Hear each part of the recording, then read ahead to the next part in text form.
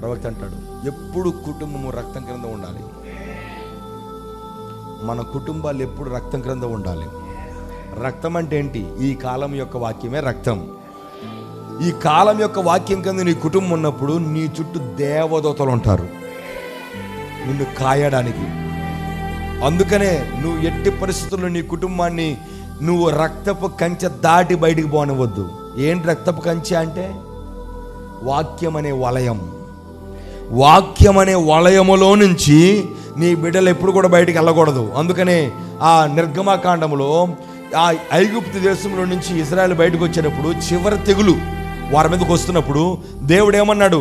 ప్రతి ఇంటికి ఒక గొర్రెపిల్లను వధించి ఆ గొర్రెపిల్ల యొక్క రక్తాన్ని వాళ్ళ ఇంటి ద్వారబంధుల మీద సిలువలాగా వెయ్యాలని చెప్పాడు ఆయన.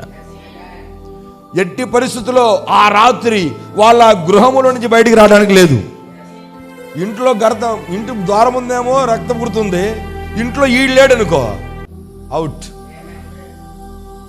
అంటున్నారా?